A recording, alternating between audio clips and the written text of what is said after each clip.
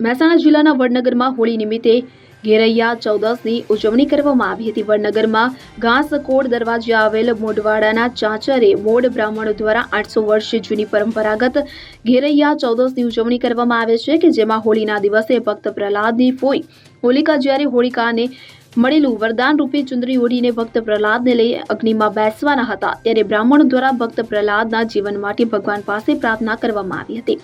એના માનમાં 800 વર્ષથી વડનગર મોઢવાડાના ચાચરે મૂળ બ્રાહ્મણો દ્વારા ઘેર કરવામાં આવે છે। આ ઘેરમાં ઢોલ નોમત અને પીપુડા દ્વારા ભોમ છડીના સૂત્રોથી દાંડિયા રમવામાં આવે છે। આ દાંડિયા નાના બાળકોથી લઈને વૃદ્ધો સુધી રમતા જોવા મળે છે અને ભોમ છડીના સૂત્રો સાથે દાંડિયા રમવામાં આવે છે। વડનગર શહેર તથા તાલુકાના લોકો મોટી સંખ્યામાં દાંડિયા રમવા માટે આવે છે। આ દાંડિયા પહેલા મોઢવાડાના ચાચરે રમવામાં આવે છે અને 6 વાગ્યે આ ઘેરૈયાઓ દાંડિયા રમતા રમતા વડનગરના મેઇન બજાર ચોકસી બજારમાં રમવા આવે છે। ચોકસી બજારમાં મોટી સંખ્યામાં લોકો આ દાંડિયા રમે છે ત્યારે ઘેરૈયા ચૌદસની આ રીતે છેલ્લા 800 વર્ષથી ઉજવણી કરવામાં આવે છે।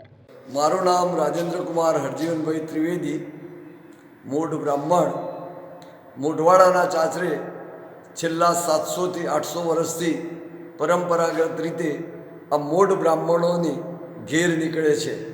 આના માટે કલેક્ટરશ્રી દ્વારા જાહેરનામું પણ બહાર પાડવામાં આવે છે અને એ રૂટ ઉપર જ વર્ષોથી આ ઘેર પરંપરાગત રીતે ફરે છે।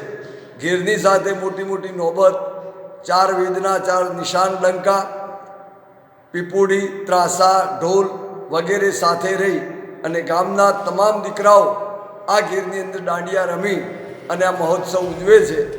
આ મહોત્સવ પ્રહલાદને બચાવવા માટે બ્રાહ્મણો દ્વારા આ એક નારાયણને પ્રાર્થના કરવામાં આવે છે અને મા જગદંબાને પ્રાર્થના કરવામાં આવે છે કે તે જે હોલિકાને જે વરદાન આપી, જે ચુંદડી આપી છે, એ વરદાન એનું કાલે ભસ્મીભૂત થાય અને પ્રહલાદ બચી જાય, એના માટે એના આનંદ અને ઉમંગ માટે પ્રાર્થના કરવામાં આવે છે। નાના નાના બાળકો જેને આવ્યા હોય અને પહેલી હોળી હોય એ લોકોને પણ અહીં લાવીને ગુલાલ છાંટી અને મહોત્સવ ઉજવવામાં આવે છે। આપણે કયો એરિયા કહેવાય? આ એરિયા કયો કહેવાય? મોઢવાડાના ચાચરો, ઘાસકોડ દરવાજો। Upendra Patel, CN24 news, Vadnagar. હવે જુઓ દેશ દુનિયાની તમામ ખબરો તમારી આંગળીના ટેરવે। ઉઠાવો મોબાઈલ અને ગૂગલ પ્લે સ્ટોર પરથી ડાઉનલોડ કરો અમારી CN24 ન્યૂઝ મોબાઈલ એપ।